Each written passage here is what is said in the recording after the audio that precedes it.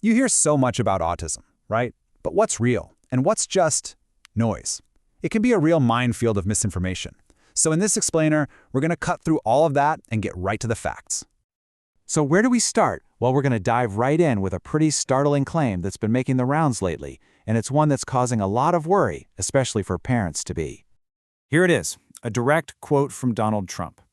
The claim is that pregnant women shouldn't take Tylenol because it'll cause autism. I mean, that's a huge statement, right? It's definitely designed to get your attention. But the big question is, does it actually hold up? So what do you think? Is this true? Whenever you hear something this alarming, the very first thing you've got to do is ask, who's saying this? Let's check the source. Okay, so let's look at the source. The person making this claim, well, he's not a doctor. And look, he has a history of making some pretty out-there claims about science, like suggesting disinfectants to treat COVID-19. So, he's known for weighing in on topics that aren't really his area of expertise. Okay, so before we can really debunk anything, we need to be on the same page. Let's take a step back and really understand what autism actually is. We need to build a solid foundation of facts first. All right, so Autism Spectrum Disorder, or ASD, is what's called a neurodevelopmental condition. That's a fancy way of saying the brain is just wired differently, right from the very beginning. And that different wiring, it changes everything, how a person communicates, how they interact with others, and how they experience the entire world around them. And this part is so important. We need to be crystal clear on what autism is and what it is not. It is a different way the brain works. It is not a mental illness. You can't catch it. It's not contagious. And it's definitely not caused by one single thing. The science points to a really complex mix of things, with genetics playing a huge role. Now, if you're a parent, probably the biggest question on your mind is, what should I even be looking for? Well, the key signs often start to show up when a child is between 1 and 3 years old. So let's break down the 3 main things to watch for. First up, communication and social interaction. So, this could look like a child having a really hard time with eye contact, or maybe they don't respond when you call their name.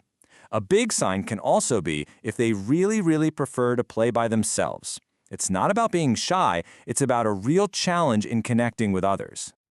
The second thing is repetitive behaviors. Have you ever seen a kid lining up their toys in a perfect row? Or maybe they run around a pillar over and over again. It might look a little strange, but there's a reason for it. For them, it's often a way to create order and feel calm in a world that can feel super overwhelming and chaotic. And number 3, sensory responses. This one can go in 2 totally different directions. A child might be hypersensitive, where a loud noise or a bright light is just completely overwhelming. Or they could be hyposensitive, where they barely seem to notice pain, heat, or cold. It all comes down to how their unique brain is processing all that information from the world. And all of this brings us to probably the most important word here, spectrum. You've probably heard it before, but what does it mean? It means that no 2 people with autism are the same. Not at all. On one end, you might have someone who is nonverbal and needs a lot of support every day. On the other end, you could have someone like that brilliant lawyer from the show Extraordinary Attorney Woo who is absolutely crushing it in their career. It's a huge range. Okay, so now that we have a much better handle on what autism actually is, let's circle back to those myths. And we'll start with the big one that kicked this whole thing off. So let's just get this out of the way. The idea that Tylenol causes autism, it's a myth. Period. Scientists have looked at this again and again, and they found no link, no cause and effect.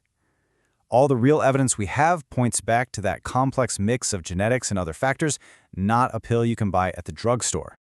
Now, that being said, it is always a good idea for pregnant women to talk to their doctor before taking any medication.